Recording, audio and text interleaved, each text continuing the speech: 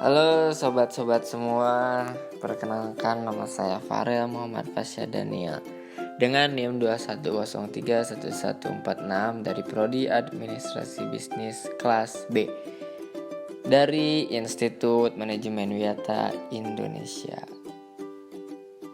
Oke, di sini saya akan memaparkan sedikit materi dari Business Environment yang dibimbing oleh Bapak C. Gunawan.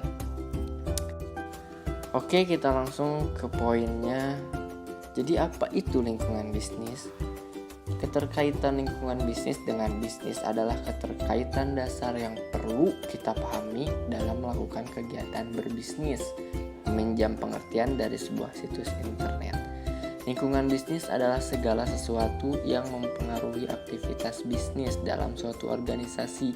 Artinya, segala aspek dan faktor, baik internal maupun eksternal, yang mempengaruhi kemajuan dan kemunduran secara kuantitatif maupun kualitatif sebuah bisnis dalam sesuatu organisasi yang tersistematis bisa dikatakan sebagai lingkungan bisnis.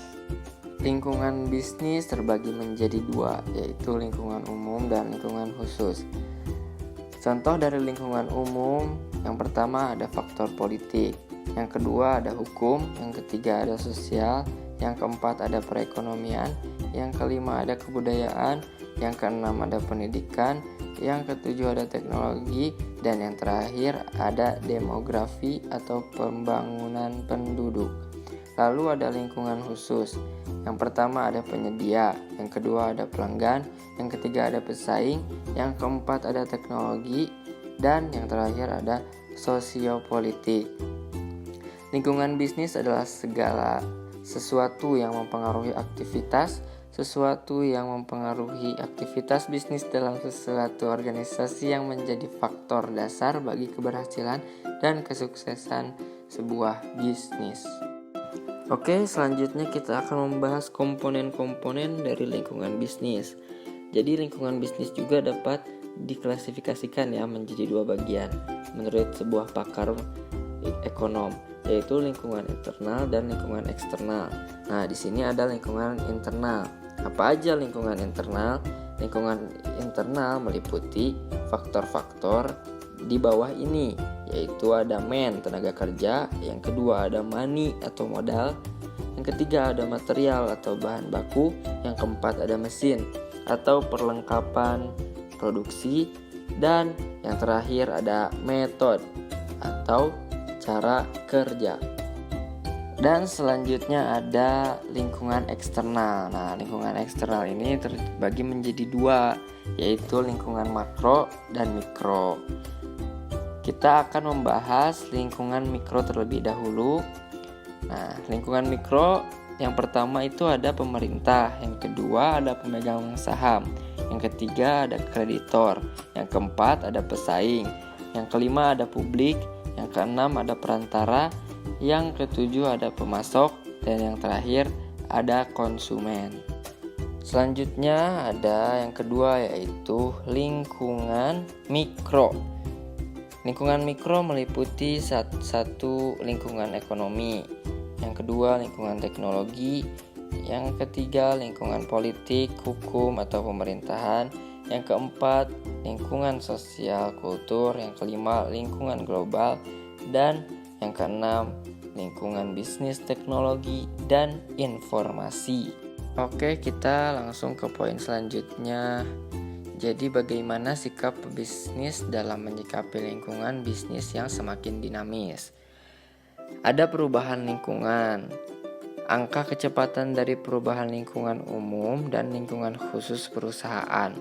Perubahan ini terdiri dari perubahan yang stabil, di mana angka perubahannya lambat, dan perubahan dinamis, di mana angka perubahan lingkungan adalah cepat. Perusahaan biasanya mengalami baik di perusahaan stabil maupun perubahan dinamis.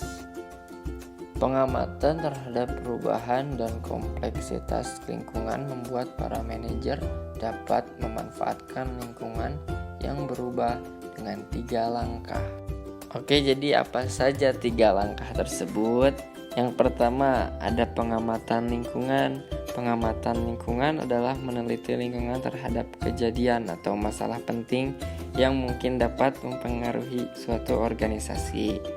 Lalu langkah yang kedua, menerjemahkan faktor-faktor lingkungan. Biasanya manajer menerjemahkan kejadian dan masalah sebagai ancaman atau kesempatan. Jika menerjemahkan sebagai ancaman, maka ia akan berusaha melakukan sesuatu langkah-langkah untuk melindungi perusahaan.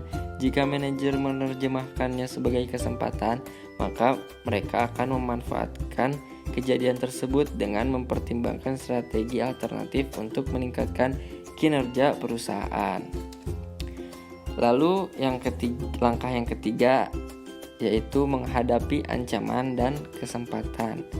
Dari berbekal informasi yang dirangkum tersebut, maka manajer dapat mengambil tindakan untuk mengurangi dampak dari ancaman dan menggunakan kesempatan untuk meningkatkan keuntungan. Baik, mungkin ini saja yang dapat saya sampaikan kepada teman-teman dan sobat-sobat semua.